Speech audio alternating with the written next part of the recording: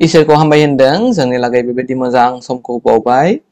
थारैनो जोंनि गेजेराव दिनै इसोरनि बाथ्रा एबा बाइबेला दङ आरो इसोरजों मोनसे जोङो गाजा गोमजाहै मिनि खुसियै बेबायदि सोमोन्दो लाज्लायनो हानाया जोंनि लागै गोबां आशीर्बादनि बाथ्रा। फैदों दिनै ओंखारलांनायनि बिजाबनिफ्राय नायगोन।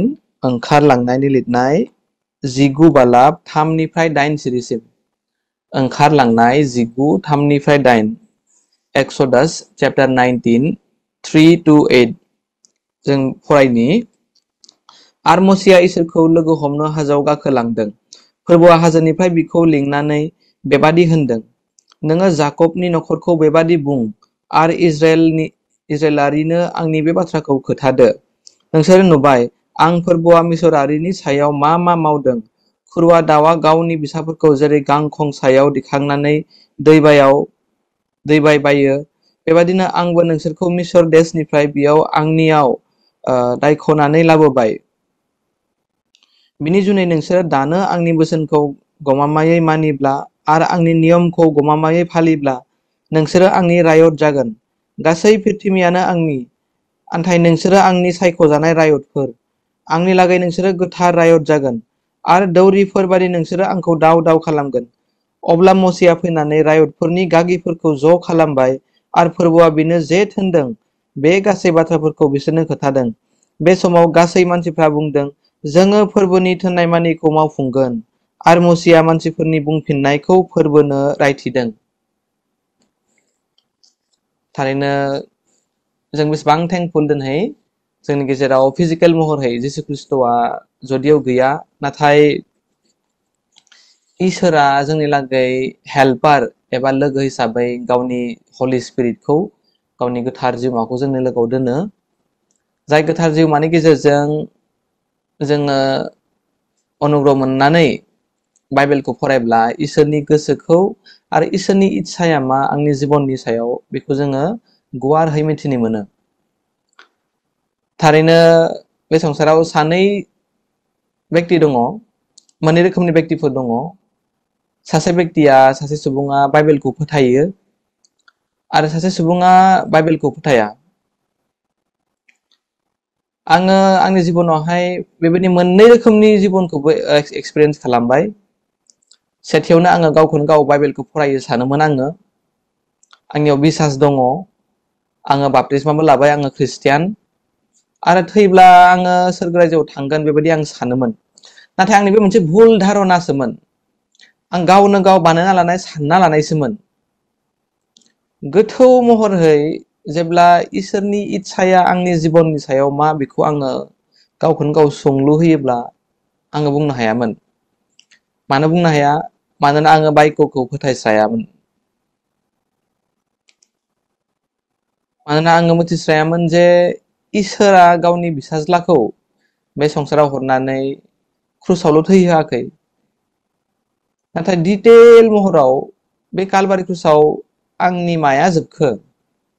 आंनि जिथु सिनाखि, आंनि आइडेन्टिटिया चेन्ज जाबाय।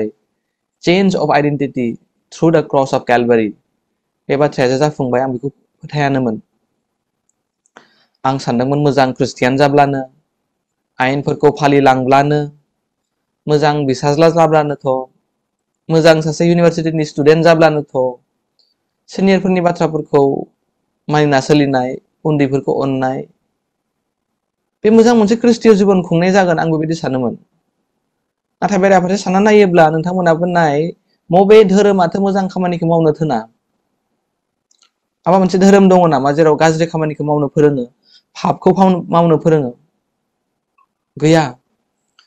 नाथाय जोंनि ख्रिस्टियानिटिया, इसोरनि बाइक'आ गुबुन धोरोमनिफ्राय माने इसेबां आलादा एबा आउटस्टेन्डिं। मायाव डिफारेन्स दङ? मानोना जोंनि संसारनि धोरोमफोरा माखौ फोरोंदों? मोजांखौ माव, मोजांखौ मावब्ला इसोरखौ मोनगोन, सोरगो रायजोआव मोनहैगोन। नाथाय ख्रिस्ट'नि फोरोंनाया दिनै मा? नों मावनो हाया आरो नों मोजां मावनो नाजाब्ला, मोजां मावनायनि गेजेरजों नोङो जुदि सोरगो रायजोआव मोनहैगोन होनना सानो, बे रंथार। स' जों दिनै बेयाव ओंखारलांनाय बिजाबाव मा नुनो मोनदों? सिनाइ पाहाराव जेब्ला इसोरा मुसिजों मोगा मोगि जादों आरो गोबां दिनहालागै सिनाइ पाहाराव इसोरा मुसिजों मोगा मोगा बेबायदि बाथ्राफोर सावरायदों। बेनि उनाव जेब्ला मुसियाहाय गाहायाव फैफिनो इसोरा माखासे इनस्ट्राक्शनसफोर हरदों मुसिया जाहाथे इजराइल फोलेरफोरनि सुबुंफोरनो खोन्थाहैनो हायो। आरो थिग बेबायदिनो इसोरा गावनि अथरिटिखौ देखायनो थाखाय एबा इजराइल फोलेरनि सायाव अननायखौ देखायनो थाखाय मुसिनिसिम माखासे मेसेजफोरखौ हरदों। इसोरा बेवहाय मा बुंदों जों नायनि 5 जों फरायगोन। बिनि जुनै नोंसोरो दानो आंनि बोसोनखौ गमामायै मानिब्ला आरो आंनि नियमखौ गमामायै फालिब्ला नोंसोरो आंनि रायतफोर जागोन। गासै पृथ्बीयानो आंनि आन्थाय नोंसोरो आंनि सायख'जानाय रायतफोर। गासै पृथ्बीयानो आंनि आन्थाय नोंसोरो आंनि सायख'जानाय रायतफोर। आरो नोंसोरो आंनि नियमखौ फालियोब्ला आयेनफोरखौ नेवसियालाबानो सोलियोब्ला साबायस होनजानाय जागोन नङासै? आंनि रायतफोर जागोन बेबायदि बुंदों। थारैनो इजराइलारि फोलेरफोरा मोनसे बाथ्राखौ मिथियामोन। स्टार्टिंआवनो जों बुजिनांगोन जे जेब्ला मिसर हादोरनिफ्राय इसोरा इजराइल फोलेरफोरखौ दैखांना लाबोनो नागिरदोंमोन बे इजराइलारि फोलेरफोरनि एबा मुसिनि इच्छामोन बेबायदि नङामोन। स्वयं इसोरनिनो इच्छा। आरो इसोरा जिखौ इच्छा खालामगोन बे खामानिया बे बाथ्राया फुरा जागोन ना जाया? जागोन नङासै?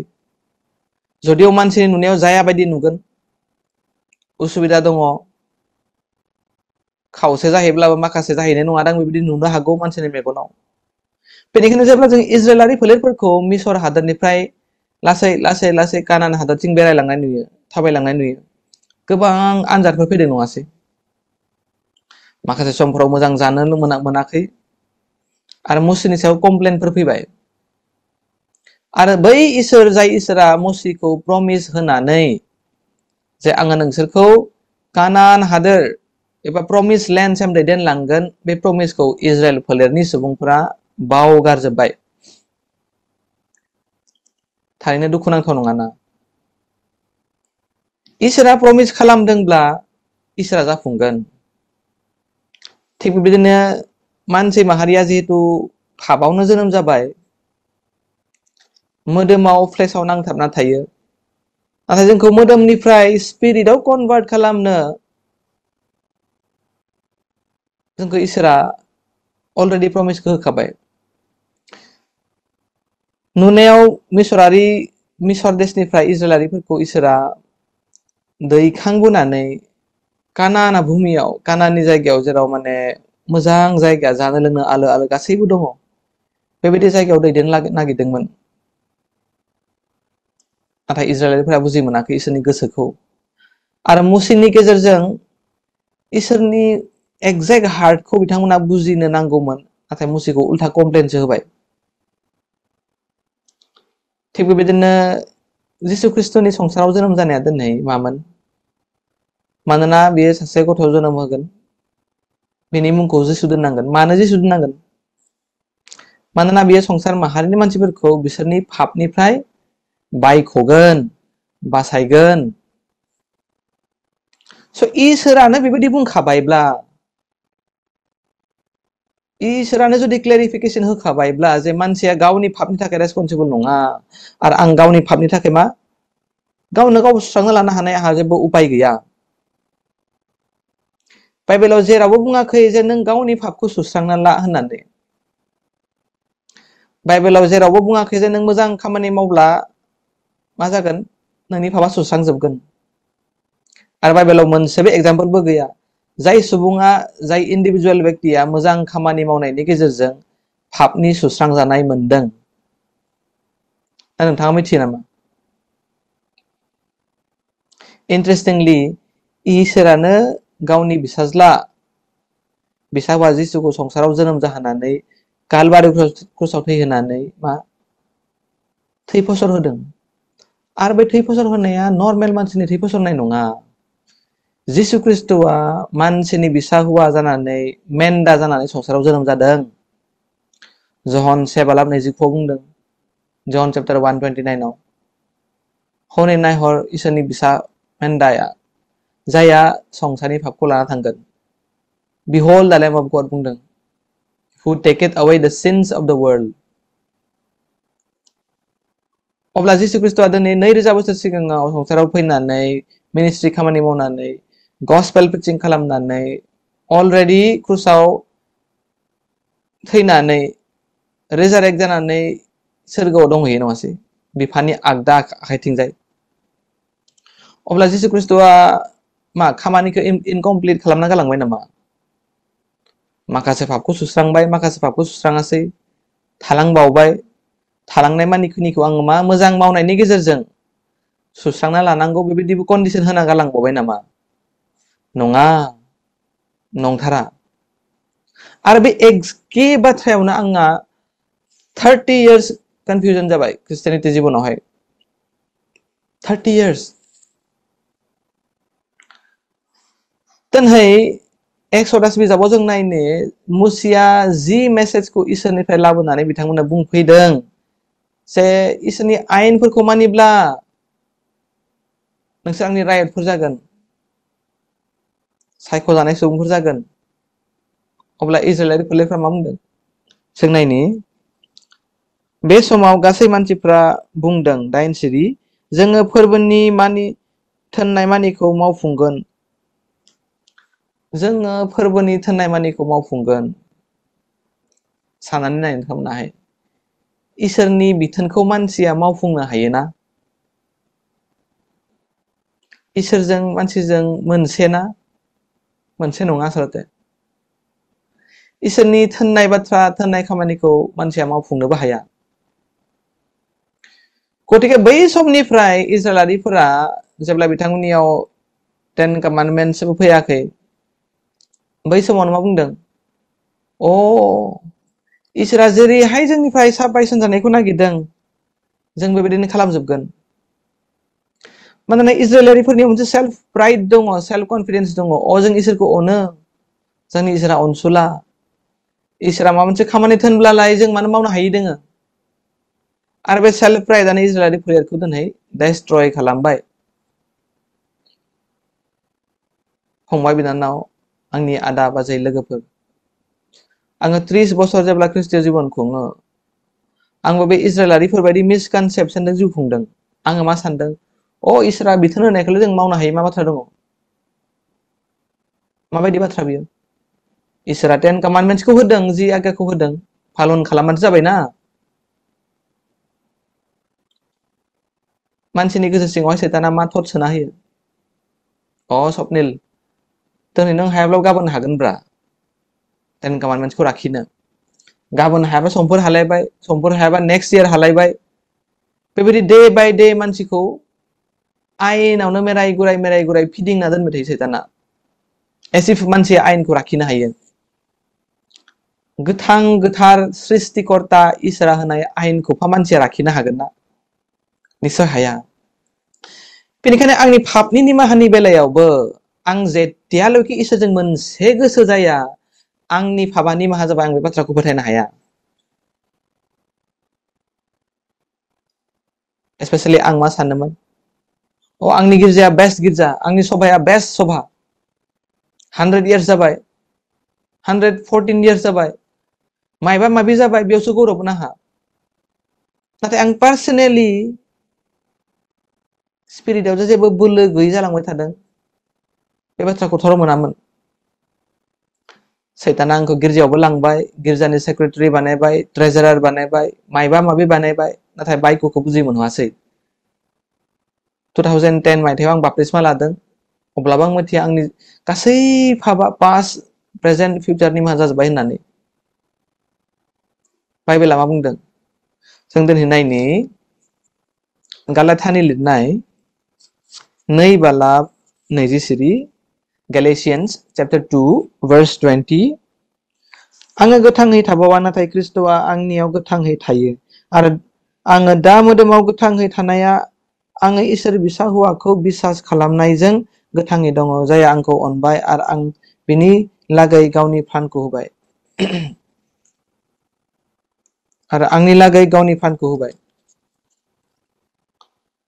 पौला बुंदों I have been crucified with Christ Jesus कालबारि क्रुसाव आङो क्रुसिफाइ जाफाबाय दोगथाब जाफाबाय बेबायदि बुंदों नाथाय बे बाथ्राया फिजिकली हिउमेन आन्डारस्टेन्डिं जों नायोब्लालाय मा लजिकल मा रिजनिं बेलाय सासे मानसिया 60-50 बोसोरल'सो थांना थायो बै समाव जेब्ला जिसु ख्रिस्टआ दङमोन आंलाय माबायदि बे गलगथा हाजोनि कालबारियाव क्रुसाव आलायजाखो आं बे बाथ्राखौ बुजियामोन आरो जेबो लजिक मोनैखायनो आं बुजिनोबो सेस्था खालामथारामोन माथो लजिक दं बेयावलाय नाथाय बेयाव मानसिनि लजिक हिउमेन कनसेप्टनि बाथ्रा नङा जोंनि फेथनि बाथ्रा बुंबाय थादों गोसोनि दुनियानि बाथ्रा बुंबाय थादों नङासै दिनै बाइबेला बुंदों जहन 19:33 जाजोब्बाय होननानै माया जाजोबखो बिफानि इच्छाया जाजोब्बाय बिफानि इच्छाया पुरा जाबाय बिफानि इच्छायालाय माथोमोन जाहाथे संसारनि साफा साफा सुबुङा बयबो बासायजायो संसारखौ बासायनायानो बिफानि इच्छामोन अब्ला आं दिनै गावनि खामानि मावनायफोरखौ नुनानै जुदि आं दुसि जानाय गोसोखौ मोनो आरो गावखौनो गाव आं सानबावोबा आं गाज्रि खामानि मावदों बिनि थाखाय आं पापी अब्ला आं गावनि साननायखौ फोथायनाय जाखो ना बे गोथार रावखौ फोथायनाय जाखो आं गोबाव सम मा सानोमोन आं जेब्ला आरज गाबो उदैबासि आरज गाबो बिमा बिफानि बाथ्राखौ आं नेवसिया गोबाव सम आं जुदि मोजां ख्रिस्टियान जिबन खुंनो हादों बायदि मोनोमोनब्ला आं एकेबारे सियर सट सोरगोआव थांगोन बेबायदि सानोमोन आं नाथाय गोसो सिङाव थानाय जिनाहारि गोसोआलाय मामोन गुबुनखौ इनाय खालामनाय राय खोमानाय नेवसिनाय आं हायासै बेफोरखौ मावनो मोनसेबो हायासै आं दिनैबो हाया मानसिया 10 कमान्डमेन्ट्सखौ फालिनो हाया मानसिया 10 कमान्डमेन्ट्सखौ फालिनानै सोरगोआव थांनो हागोन बेबायदि बाथ्रायानो गैया 10 कमान्डमेन्ट्सखौ मानो होनाय आं बेखौ मिथियामोन लास्टिंसिम ख्रिस्टियान बाप्तिस्मा लाबाय 2010 मायथाइयाव बिनि उनहालागै मिथिया 10 आज्ञाखौ इसोरा जोंनो मानो होदों बाप्तिस्मा लानायनि सानखालि आं मा सानो जों आज्ञाखौ लाखिनांगौ जों 10 कमान्डमेन्ट्सखौ लाखिनांगौ हानायमानि आरो आं नाजायोमोनबो नाथाय फ्रास्ट्रेसन जाबाय आरो हायासै लोगोफोर फंबाय बिनानाव आदा आब' बे बाइबेला दिनै साधारन लेखा नङा इसोरनि गोसोआ बे बाइबेल सिङावनो हाबनानै दङ नाथाय आंनि आखायाव बाइबेल थाब्लाबो आङो सानफ्रोमबो सानदेआव गिर्जायाव थांब्लाबो आङो सासे पास्टरनि बिसाज्लाबाबो आंनि रेभारेन्डनि बिसाज्लाबाबो आं जिब्लाबो जुदि बे इसोरनि गोसोजों आङो कानेक्ट जायाब्ला मा आंनि गोसोआ उदां नङा गोसोजों कानेक्ट जानायलाय माथो मोनसे गोसो जानायलाय माथो जेराव दुसि जानाय गैया गिनाय गैया आं आंनि पापखौ लानानै गाज्रि खामानिखौ लानानै आंनि गोसो सिङाव गिनाय फैयोमोन आंथ' पाप मावबायलै मैयाहालागै मोजां हादोंमोन एसे नाथाय दा बय पाप मावबावबाय बोरै जाबावगोन अब्ला आं सोरगोआव थांना थाङा बेबायदि सन्देह मोनसे गोसोआ एनि टाइम सृष्टि जाबाय थायोमोन गोसोआव बाइबेलाव जे बुंदों जे जिसु ख्रिस्टआ गावनि थैखौ फसर होनानै अराय समनि लागै फरएभार मानसिनि पापखौ निमाहा खालामबाय आरो मानसिखौ धोरोमिया खालामबाय बे बाथ्रायावब्ला बोरै खाथिहैखो मानसिया जितु समनि टाइम फ्रेमाव थांना थायो 50, 60, 70 बोसोरल' थांना थायो बेनि उननि बाथ्राखौ मानसिया मिथिया एबा बिनि सिगांनि बाथ्राखौबो मिथिया जोनोम जायैनि सिगाङाव मा जानाय बेनिखायनो मानसिया जितु आन्डारस्टेन्डिंआनो एकेबारे लिमिटेड मानसिया इटारनिटिनि कनसेप्टखौ बुजि मोना माबायदि फरएभार पापखौ निमाहा खालामनो पापखौथ' जों गाबोनबो मावगोन बेखौथ' निमाहा बिनांगोन मोजां खामानि मावनांगोन बाइबेलाव माबाफोर बुंदों नामा जे नोंथाङा पापनि निमाहाखौ बिब्ला नों निमाहा मोनगोन मोजां खामानि मावब्ला पापनि निमाहा मोनगोन बुंदों नामा बाइबेला दिनै मा बुंदों थै फसर होनाय गैयाबा पापनि निमाहा गैया होननानै without shedding of blood there is no remission of sins इब्रियारि बिजाबाव बुंदों बारे बारे जों खोनानोबो मोनो बाइबेलाव अल्ड टेस्टामेन्टआवबो दङ निउआवबो दङ नोंसोरो गोथार जा मानोना आङो गोथार be holy for I am holy बुंदों नाथाय दिनै दुखुनांथाव बाथ्रा गोबां गिर्जाफोराव पापनि निमाहानि टपिकखौ अलरेडि बोखारना दोनबाय साफ्रोमबो इन्डिभिजुवेल सुबुङा जों मिथियो जे आंनियाव पाप दङ आरो सोरगो रायजोआव हाबफैनो थाखाय बे पापखौ निमाहा मोननाया एखेबारे प्रयोजन आरो आर्जेन्ट जाथारबाय बियो मानोना आं मिथिया आं माला थैगोन नङासै नाथाय मानसिया गावनि पापखौ नुनानैबो एखेबारे सुपारफिशियेल लाइफ खुंनायनि कारनाव इसोरनिसिम गिदिंफिननो हाया इसोरनिसिम गिदिंफिननो हाया रियेलि सासे मानसिया गावनि पापखौ सिनायगोनब्ला गाबख्रावगोन बियो आरो मानसिया इसोरखौ अट'मेटिकेलि नागिरगोन बेनिखायनो बाइबेलाव मानसिया जे गोसो होथाबनानै बाइबेलखौ फराय बाइबेलखौ सोलों सेताना बेखौ साबजाया सेताना घुराय फुकाय मानसिखौ ल'आवनो दोनफिनो ल'नि बेसिक कनसेप्टखौनो बुजिहोआ आरो गाहाम रादाब खोनासंहोआ मानोना सेताना मिथियो बे सुबुङा पापखौ जुदि सिनायो अट'मेटिकेलि जिसु ख्रिस्टखौबो सिनायगोन मानोना जाय मानसिया पापखौ सिनायो बे पापाव थानोनो हाया नों थानो नागिरब्लाबो नोंथाङा थानो हानाय नङा पापा मा बिफा इसोरखौ फोथायिया पाप जिसु ख्रिस्टखौ फोथायिया पाप बे बाइबेलखौ फोथायिया पाप बाइबेलखौ फोथायिया माने मा बाइबेला जि बुंदों बेखौ जेरैहाय बुंदों बेखौ एक्सेप्ट खालामिया पाप नंगौ बाइबेला बुंदों जों बयबो पाप मावबाय इसोरनि महिमानिफ्राय गोजान जाबाय नंगौ बे बाथ्राया बाइबेलानो बुंदों रमारि 3:23 पद नाथाय 3:26 पदआव मा बुंदों नाथाय बिनि ओरैनो होनाय दयानि गेजेरजों जों बयबो मा जाखो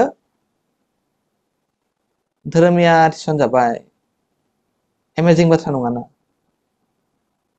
अब्ला बाइबेला आंखौ पापी होननानै बुंदों महिमानिफ्राय गोजान जाबाय बेखौल' आं फोथायनोसै ना बिनि उनाव जाबावनाय खामानि जिसु ख्रिस्टनि देहानि गेजेरजों थै फसर होनायनि गेजेरजों जि खामानिया कमप्लिट जाबाय कमप्लिटेड खामानिखौसो आं फोथायगोन निश्चय कमप्लिटेड खामानिखौ फोथायनांगोन फंबाय बिनानाव आंनि आंगो लोगोफोर आइ आफा मानसिया गावनि पापखौ सुस्रांना लानो हाया बेनिखायनो जिसु ख्रिस्टआ कालभारि क्रुसाव थैफैबाय जाहाथे मानसिनि थाखाय मोनसे उपाय फैयो बाइबेलाव बुंदों गासैबो जाजोब्बाय पाप निमाहा होनायनि जितु फर्मेलिटिमोन बे फर्मेलिटिफोरखौ जिसु ख्रिस्टआ फुरा खालामजोब्बाय अब्ला नोंथाङा माबा मेहनत खालामबावनो गोनां दं नामा पापखौ सुस्रांनो थाखाय एबा पापा निमाहा जायासै होननानै नोंथाङा गाबनानै दुखुआव थानो गोनां नामा बेबायदि नङा बाइबेला बुंदों पाप निमाहाखौ फोजोबनो थाखाय जि खामानि दङमोन मावफुंनो गोनां गासै खामानिखौ जिसु ख्रिस्टनि गेजेरजों बिफाया मावफुंबाय बुंदों आरो गासै खामानिखौ कमप्लिट खालामखांनायनि उनावसो सोरगोआव थांनानै बिफानि आगदाथिंजाय थ्रनावहाय जिरायहैदों होनदों जिसु ख्रिस्टखौहाय एमेजिं बाथ्रा नङाना बेनिखायनो जों दिनै गोथौयै साननो जों साननि जे रियेलि इसोरा गावनि बिसाज्लाखौ जे हरबाय माबा मोनसे स्पेसिफिक टारगेट लानानैसो हरमारदों नाथाय दुखुनांथाव बाथ्रा गोबां गिर्जाफोराव दिनै जिसु ख्रिस्टआ संसाराव मा बाथ्राखौ लानानै मानो जोनोम लानाय आरो बिनि मा ओंथि दं बेफोर टपिकखौ टाच खालामा दिनै मानसिनो नांगौ हिलिं आरज खालामनानै बाब्राब खुब्राबहै बेराम गानाय नाथाय जिसु ख्रिस्टआ इसोरा मा इच्ছা खालामदों जाहाथे साफ्रोमबो प्राणा उधार मोनो पापनि निमाहा मोनो नङासै सेताना जोंखौ गसपेल खोनासंहोआ फंबाय बिनानावफोर सेताना मिथियो जुदि गसपेलखौ खोनाबाय बे आंनि आखाइनिफ्राय बारग'लांबाय इसोरनि जाबाय होननानै स' जोंनि हिउमेन आइसफोरजों नायोब्ला, हिउमेन मोनसे केपाबिलिटि कनसेप्टजों नायोब्ला कालभारि क्रुसाव पापआलाय बोरै निमाहा जाथावना? इम्पसिबल बाथ्रा, जकसो नङासै बियो, निन्दा खालामनाय थाथा खालामनाय बाथ्रासो, माबायदि जानो हागौ बेलाय? हाया। नाथाय बेनो इसोरनि इच्छामोन आरो बे बाथ्रायानो जाफुंबाय। बेनिखायनो आंबो इसोरखौ हामबाय होनो जे आङो ओरैबायदि माखासे लोगोफोरखौ लोगो मोनबाय जायफोरनि गोसो सिङावहाय इसोरनि बायख'आ अलरेडि एस्टाब्लिश जाना दंखायो, जाय गिर्जायावहाय इसोरनि बायख'आ एस्टाब्लिश जाना दंखायो। थारैनो जोङो जुदि जोंनि मोदोमनि मेगनफ्रा एखेबारे मोजां, पावारफुल, स्ट्रं, गासैखौबो नुजोबो आरो जोङो माने फिल खालामनो हायो गासैखौबो, इसोरनि बे नेचारखौ। नाथाय थारैनो आदाम हवाया जि बिथाइखौ जानाङामोन, जि समनिफ्राय जे दिननिफ्राय बे बिथाइखौ जाबाय, बै समनिफ्राय मानसि माहारिया स्पिरिचुवेलि ब्लाइन्ड जाना थाबाय। सासे ब्लाइन्ड मानसिया, मेगन नुयि मानसिया गुबुन मेगन नुयि मानसिखौ दैदेननो हागोन ना? निस्सय हाया। स' सासे पापनि निमाहा मोननि पास्टरा पापनि निमाहा मोनखानाय, उधार मोननाय सुबुंखौ लिड खालामनो हागोन ना? गाइड खालामनो हागोन ना? हानाय नङा। अर्थात सासे पापनि निमाहा मोनै पास्टरा, बर्न एगेन नङि पास्टरा एबा बिश्वास गैयै पास्टरा गुबुन मानसिफोरखौ पापनि निमाहा मोननायाव सहाय खालामनो हागोन ना? हाया। थिग बेबायदिनो जादों आंनि जिबनावहाय। 30 बोसोर सम आं ओरैबायदि सुबुंफोरजों टाइम स्पेन्ड खालामबाय थाबाय गिर्जायाव, जायहा गावनो बेक्तिगत रुपे पापनि निमाहानि बाथ्राखौ मिथिया, जायहा बेक्तिगत आयेनखौ इसोरा मानो होनाय बे बाथ्राखौनो मिथिस्राया। गतिके आंबो मिथियासै, आं दिनै रावखौबो ब्लेम खालामा। नाथाय दिनै ख्रिस्टियानिटिनि जोंनि गामिफोराव, ओनसोलफोराव बेबायदि मोनसे नलेज गेप जाना थाबाय।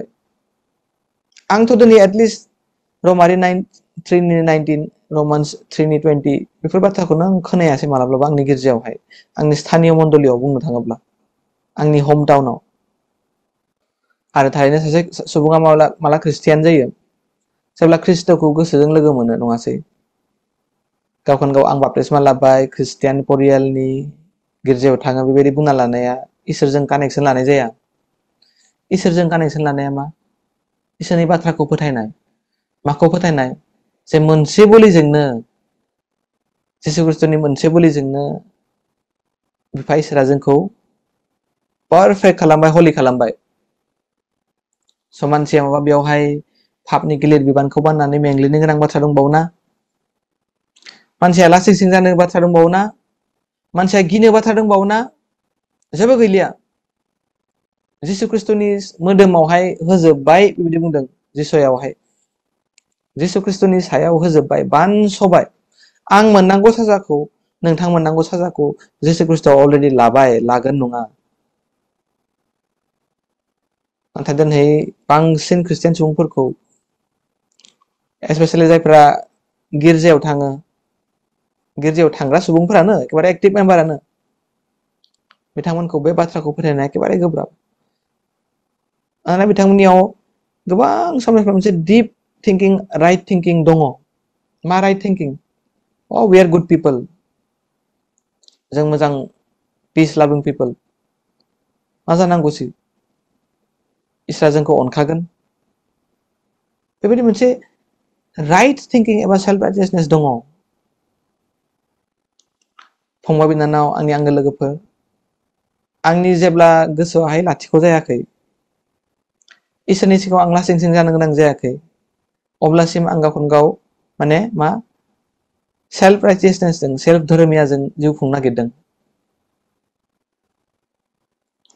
बेनिखायनो आं दिनै आंनि जिबनाव परिस्थिति फैयोब्ला इसोरखौ साबायस होनो। मानोना बे परिस्थितिनि गेजेरजों इसोर आंनो बिश्वासखौ होनो नागिरदों। स' फार्स्ट एन्ड फरमस्ट, दिनै सासे मानसिया ख्रिस्ट'जों लोगो मोनलायनाया प्रयजन। एबा जाय बेक्तिया ख्रिस्ट'खौ गोसो सिङावहाय लोगो मोनबाय, बेजों लोगो मोनज्लायनाया प्रयजनसिन। मानोना जेब्ला ख्रिस्ट'खौ आं लोगो मोनगोन, ख्रिस्ट'नि गोसोखौ अब्लासो मिथिगोन। आरो बिनि उनावसो आं स्पिरिचुवेल लाइफ खुंनो हागोन। ख्रिस्ट'खौ लोगो मोनखांनायनि उनावसो सासे मानसिखौ ख्रिस्टियान मुंख'नाय जायो। ख्रिस्ट'नि, ख्रिस्ट' बादि, ख्राइस्ट लाइक बेबायदि।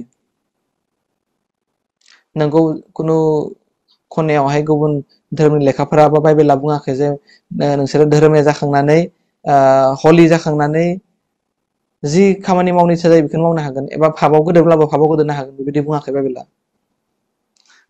नाथाय नों गावनो गाव साननानै नाय पार्सनेल लेभेलाव एफा गाज्रि पापनिफ्राय, गाज्रि सोलेरनिफ्राय, गाज्रि फ्लेश बडिनिफ्राय इसोरा जोंखौ बासायबायब्ला, पापनि निमाहाखौनो होबायब्ला, फिउचार समनि आंनि आंखाल जानाय समफोराव, गैयै जानाय समफोराव, उसुबिदायाव इसोरा आंखौ नायख्लेंनाय नङाना? निस्सय नायख्लेंगोन। आं बेनिखायनो फोथायदों जोंनि जिबनाव जेब्ला फिसा परिस्थिति फैयोब्लाबो जों इसोरखौ हामबायसो होननो, मानोना बे इसोरनि इच्छासो, इसोरनि परिकल्पना प्लाननि आन्दारावनो दंजोबो गासिबो। जों जाहाथे कमप्लेन होआ आरो सेथियावनो सासे मानसिया पापनि निमाहाखौ मोनथारनांगोन। पापनि निमाहाखौ मोनब्लासो बे ख्रिस्टियान जागोन आरो ख्रिस्ट'जों मोगा मोगि जानानै मोनसे मोजां जिउ खुंनो हागोन। हामबायसै, इसोरा जोंनो बेबायदि मोजां समखौ होबावबाय। आं सुंद'यै आरज गाबनि। गोजौसिनथाराव थानाय अनसुग्रा बोलोग्रा आफा इसोर, आफा थारैनो जों दिनै दसे सम सावरायबाय। जोंनियाव जेबायदि गियान बुद्धि गैया आफा, जाय गियान बुद्धिजों जों आफा जोंनि कटेज मेम्बार्सफोरखौ लाबोनो हायो एबा बिथांमोननि गोसो सिङावहाय बेबायदि बायख'खौ सोना होनो हायो। नाथाय आफा थारैनो नोंनि इच्छाया जाफुंथोंसै आरो बयनिख्रुइ बांसिन जों दिनै जोंनि पापआ जे निमाहा जाबाय आरो जोंनियाव जे सुख'नांगौ बेबायदि धार गैलिया, लायबिलिटि गैलिया, बे बाथ्राखौ खोनानानै जोङो एमेजिं मोनदों आफा आरो हामबाय होनना लाबाय थानो हाया। आफा दिनै बे नोङो होनाय समखौ लानानै जोङो गोदान गोदान माखासे सुबुंफोरखौ लोगो मोनबाय आरो फिउचाराव बेबायदि जों कानेक्सनाव थानानै गावबा गाव बेबायदि साल्भेसन टेस्टिमनिफोरखौ खोनासंज्लायनो हागोन आरो इसोरा थारैनो जोंखौ आफा सायख'बाय। बे बाथ्राया जोंखौ गोबां गोजोन होयो। बे गुरै आर'ज फोथायनानै जेसुनि मुङाव बिबाय, आमेन।